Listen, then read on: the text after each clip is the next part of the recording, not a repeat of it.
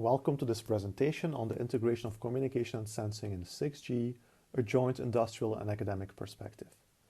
My name is Henk Wijmers and I'm at Chalmers University of Technology. This paper is co-authored by a number of partners from the Hexa-X consortium, a 6G flagship funded by the European Commission. In Hexa-X, a number of use cases have been identified that motivate the need for better localization. These use cases include real-time digital twins of factories and cities, immersive telepresence, mixed and virtual reality and gaming, cooperative robots in industry, consumer and transport scenarios, trust zones in healthcare, the web of sensors and infrastructure as networks, and finally public safety. For more information on each of these use case families, I refer you to the link below. If we now look in terms of the localization requirements for these use cases, we have on the left column the different use cases, and then the remaining columns are the different KPIs. These include location accuracy, the range, velocity, latency, which is the time between the position request and the position being available, update rate, which is the frequency between the position updates, and finally reliability and availability. These latter two metrics relate to the integrity of the positioning system. This integrity is very important for safety-critical applications. While the numerical values in this table are to some extent guesses, it is clear that these requirements cannot be met by the current 5G system. And this in turn motivates the need for a new generation of radio localization. We will now provide a brief overview of how radio localization and sensing works in a 5G context. Let me first clarify the terminology. Radio localization, or positioning, refers to determining the state, which could be the position orientation, of a connected device. Radio sensing refers to the determination of the state of a passive object or phenomenon, so something that is not connected to the network. And finally, radar is a specific type of sensing. Here we provide a brief overview of how radio localization works in 5G, where the main technology is time difference of arrival. In time difference of arrival, here shown in the uplink, a device is transmitting an uplink signal to several base stations. Each base station observes the signal in a global clock and computes a time of arrival estimate. This time of arrival estimate is denoted tau hat I, which is the distance between the user and the ith base station divided by the speed of light, plus the clock bias of the user, since the user is not synchronized to the network, and measurement noise. To get rid of the clock bias, the base stations pool their resources together and compute differential measurements. These are denoted as yi, which is tau hat I minus tau hat I0, where tau hat I0 is the time of arrival at a reference base station numbered 0. These differential measurements define a hyperbola in 2D or a hyperboloid in 3D. The intersection of a sufficient number of these hyperbola provides a unique point, and that provides us thus with a position estimate. Time difference of arrival is the workhorse in 4G and 5G localization. Shown on the top right is the typical positioning reference signal for multiple base stations, and in the bottom right, we show also how angle measurements can be used to improve the positioning. In this case, the base station in downlink sends a number of beams. The user measures the received signal strength of each beam, and then the beam with the largest signal strength corresponds to the angle of departure from the base station to the user. There are some challenges with time difference of arrival positioning. First of all, it requires tight synchronization between the different base stations. Recall that all the base stations are mutually synchronized. More specifically, for every 3 nanoseconds of synchronization error, we get 1 meter in distance error. Secondly, localization needs several synchronized base stations to perform the computation to determine the position. And this is different from communication, where you can just have one base station and have communication coverage. Let us now look what happens beyond what is in the standard.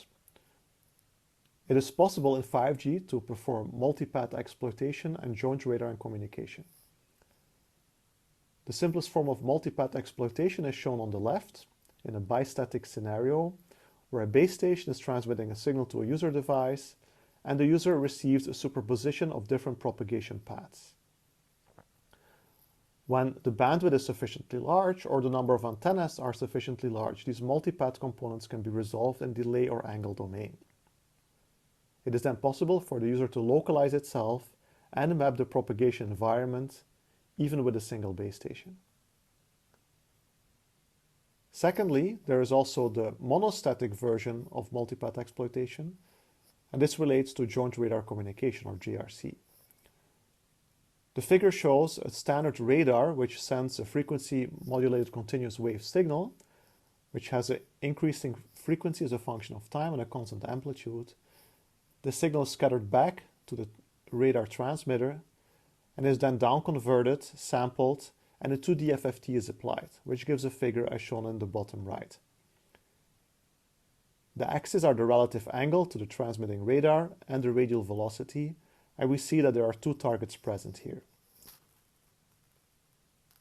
Now, of course, this kind of waveform isn't the only potential waveform that can be transmitted. The transmitting radar could also send an OFDM signal, which can then be processed in a slightly different way to also provide range and radial velocity estimates. The message of this slide is that even in 5G there is great untapped potential through multipath exploitation, which is not part of the standard. Looking forward to 6G, the Hexa-X project has formulated a vision for 6G localization and sensing. The pillars of this vision are extreme positioning performance and a tight integration with communication. The figure on the left shows, for the different generations, the expected location uncertainty, indicating that when we go from 4G to 5G to 6G, the location uncertainty will reduce drastically. Next to it, we see the concept of JRC2LS, which is an extension of the more conventional joint radar communication idea. JRC2LS stands for Joint Radar Communication, Computation, Localization, and Sensing. So this means that radar and communication will not only be integrated, but have to be combined with edge computing, localization, and sensing in a broader sense. This is possible due to a series of technical enablers shown on the bottom left, but there are also several challenges, in particular relating to hardware limitations and the harsh propagation channel. I will go through these enablers and challenges next. The figure on the right shows the Hexa-X consortium spanning a large number of European countries as well as vertical stakeholders. Let us now look at the technical enablers for the Hexa-X 6G vision. The first enabler is high-resolution angle, range, and Doppler processing. Since in 6G we will work with a much higher data rate than in 5G, the higher data rate drives certain aspects of the system.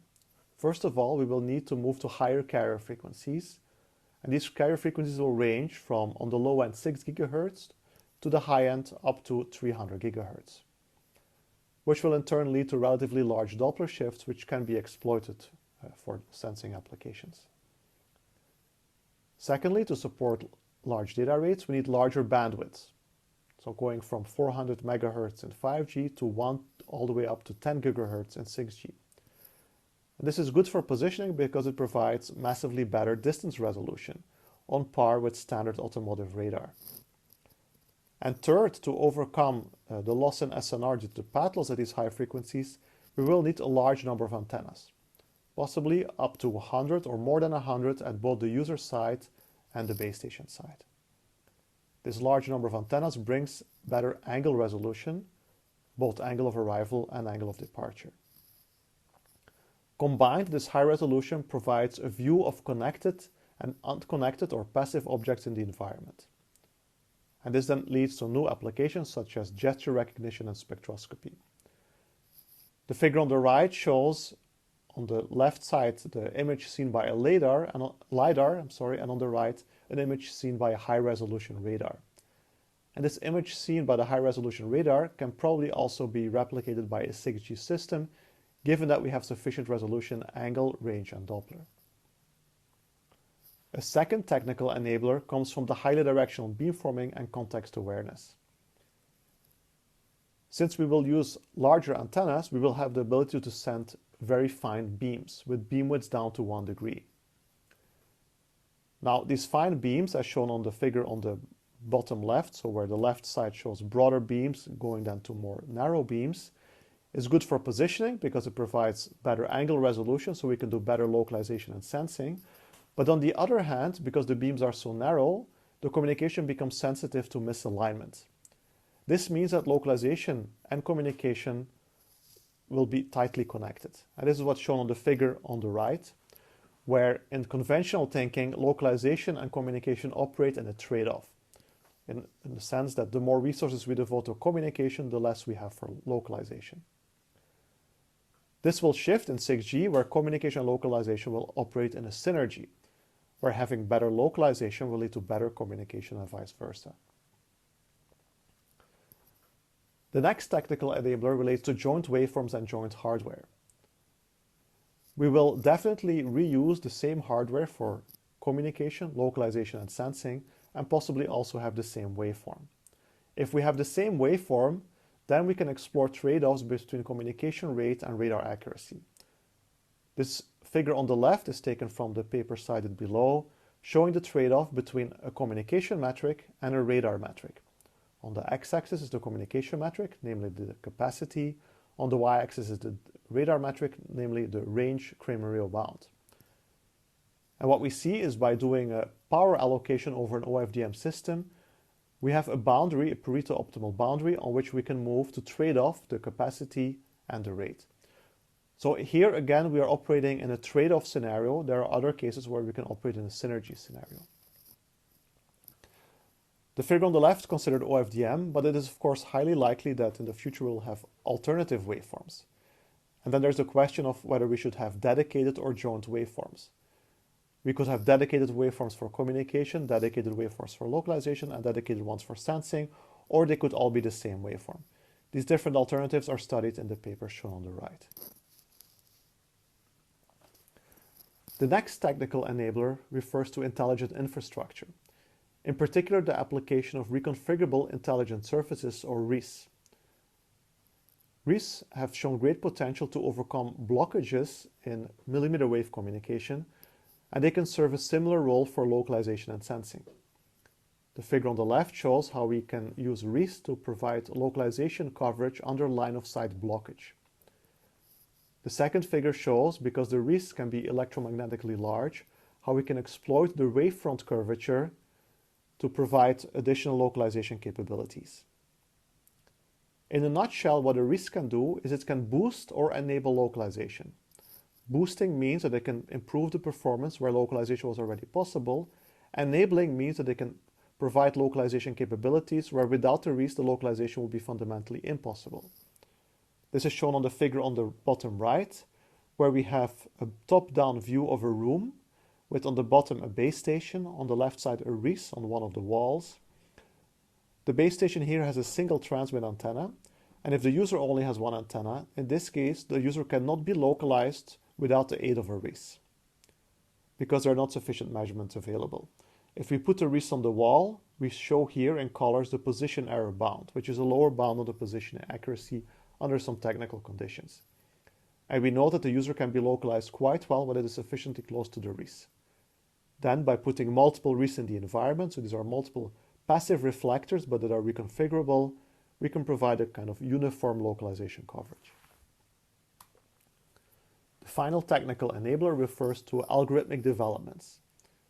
We see potential in both model-based localization methods as well as artificial intelligence or machine learning-based methods.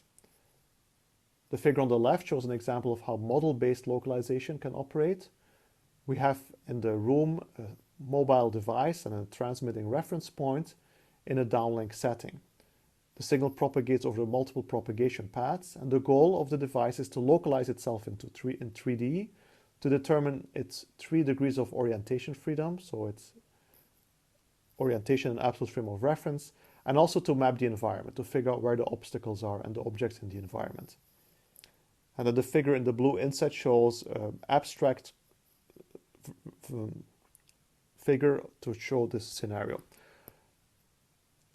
The figure on the right shows an example of landscape sensing, where the user would capture received signal strength and impulse responses in different environments and then learn to classify these so that they can figure out if it's in an urban environment or, for instance, in a forest or urban canyon.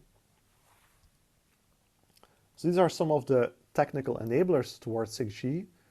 In addition to these enablers, we'll also have a number of challenges. The first challenge relates to the hardware impairments.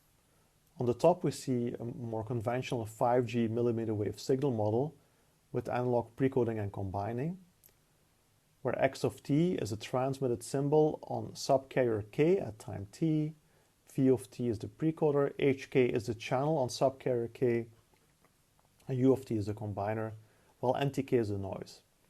The channel hk is a superposition of a number of paths with complex channel gains alpha L. The receiver response vector, which contains the angle of arrival in azimuth and elevation for each path, the transmitter response vector, which contains the angle of departure in azimuth and elevation for each path, and finally the increasing phase as a function of the subcarrier index due to the delay. Beyond 5G, because we will work at higher frequencies, hardware impairments will become more important and will play likely a major role. The equation shows how the traditional 5G model can be extended with hardware impairments.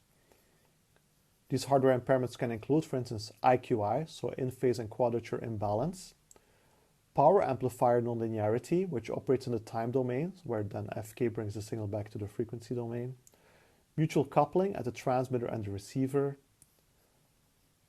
ICI, or intercarrier interference due to phase noise, and then additional quantization noise due to limited quantization resolution. In addition, many of these effects will have memory. Now here, communication and localization will treat these impairments in a different way. Arguably, in communication, you care about the end-to-end channel. You do not care what these coupling matrices look like, as long as you can estimate the complete channel. In localization and sensing, you care about the geometric parameters in this end-to-end channel. These angles theta tx, theta rx, and tau l. So this means that we need careful calibration to get rid of these hardware impairments,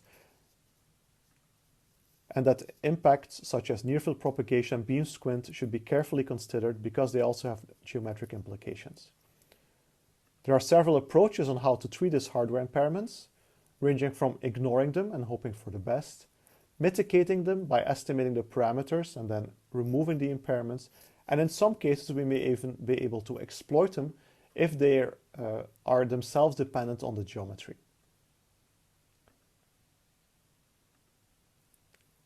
The second channel relates to the propagation channel.